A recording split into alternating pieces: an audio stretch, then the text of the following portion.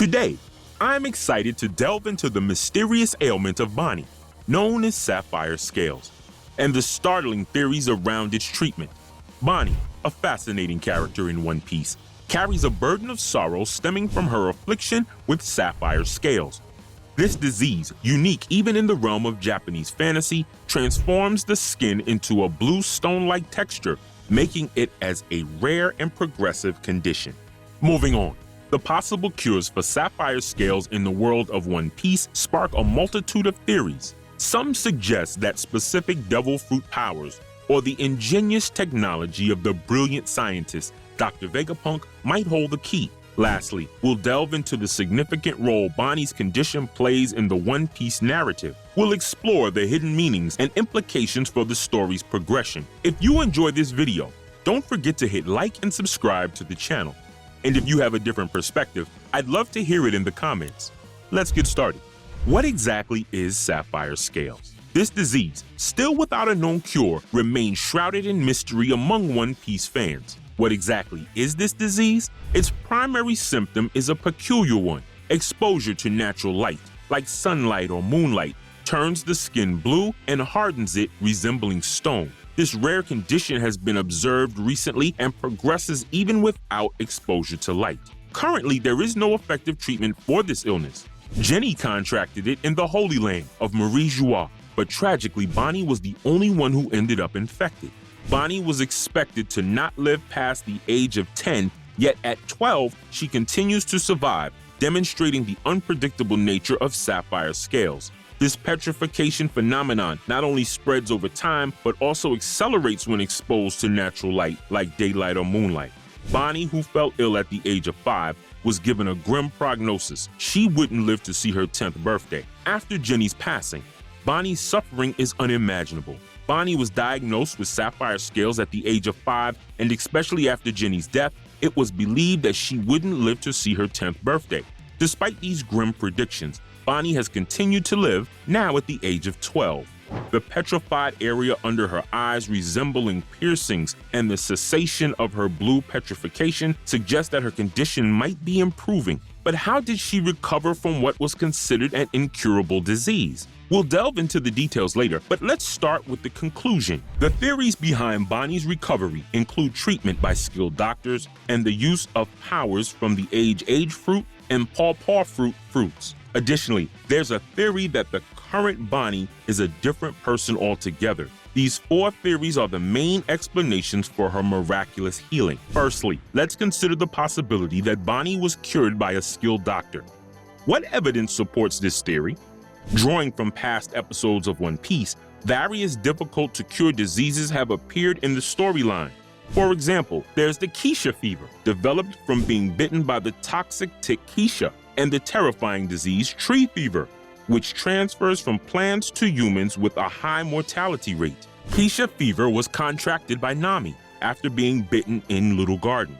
On the other hand, tree fever is featured in the story of Kalgara and Norland, depicted as a formidable disease transmitted from plants to humans. Those bitten by Keisha ticks often die within 5 days, and the mortality rate of tree fever is about 90%. However, many lives were saved through antibiotics carried by doctrine and the discovery of the specific medicine Corone.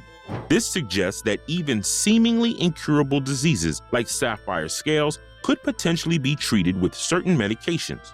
Additionally, Bonney is said to have some connection with Dr. Vegapunk and has visited his laboratory. Given Vegapunk's reputation as the world's leading intellect, his research could have made the disease treatable. Dragon's connection with Vegapunk might have led to an introduction, resulting in Bonney's possible cure. Therefore, the piece-like feature under Bonney's eyes might have been created by Vegapunk to control the disease. It's quite plausible that she was treated by Vegapunk during her childhood visit to his lab. However, it's uncertain if Vegapunk is knowledgeable in curing such diseases. Moreover, since sapphire scales is a relatively rare disease recently, whether Vegapunk's research can completely solve it remains unknown. Next, let's ponder the theory that Bonney was cured using the powers of the age fruit, a devil fruit. Like Law, Bonney consumed the age fruit, granting her the ability to manipulate her own and others' ages, ranging from infancy to old age. This power might have been used to halt the progression of Sapphire's scales.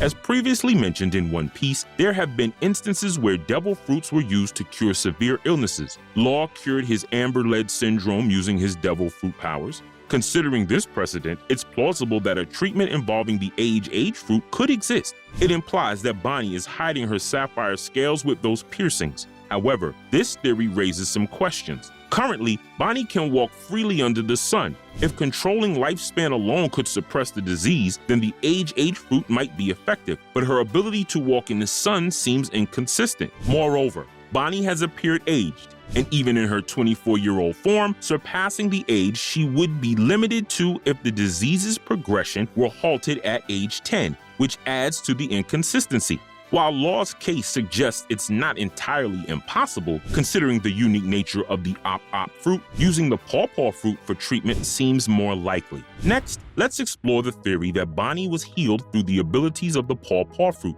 possessed by Kuma. Similar to the techniques used on Luffy and the citizens of the Sorbet Kingdom, it's theorized that Bonney's pain and damage were repelled by these abilities.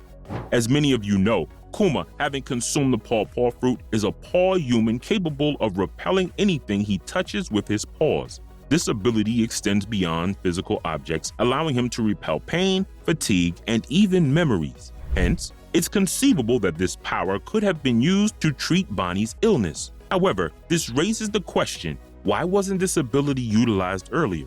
Simply by showing it to a doctor. The likely reason is the absence of someone willing to take on the disease. Although Kuma's powers can repel pain and fatigue, it eventually returns to the original person. For ordinary pain, this wouldn't be an issue. But for a more complex and untreatable illness, the scenario changes significantly. Despite attempts to cure the disease purely, the lack of a viable method led to Kuma eventually taking on the illness himself. Yet, if this were true, Kuma would have contracted the Sapphire Scales disease. So, why is Kuma still alive? This remains a puzzling aspect of this theory. Finally, let's explore the possibility that Kuma cured Bonney's illness through his transformation into a cyborg. This theory suggests that Kuma took upon himself the sapphire scales from Bonney, discarding his diseased body in favor of a cybernetic one. In essence, Kuma might have transferred the disease to himself and mechanized the affected parts of his body. Considering Kuma's self-sacrificing nature, such an act for Bonney's sake isn't far-fetched. There have been instances, like with Rogue and Odin, where parents sacrificed themselves for a greater cause, making Kuma's potential actions understandable. However, the extent to which Kuma's abilities can effectively treat severe illnesses remains uncertain. When he previously alleviated pain in the elderly, it was indicated to be for relatively minor illnesses and discomforts. Hence, it's unclear whether Bonney's condition could be completely treated through such means.